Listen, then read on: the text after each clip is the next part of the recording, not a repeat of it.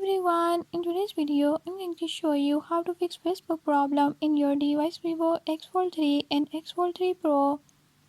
In this device if Facebook is not working, I'm going to show you how to solve this problem. But before we get started, don't forget to hit the subscribe button and turn on notifications. Make sure to watch complete video and learn how you can do it. Let's watch the video.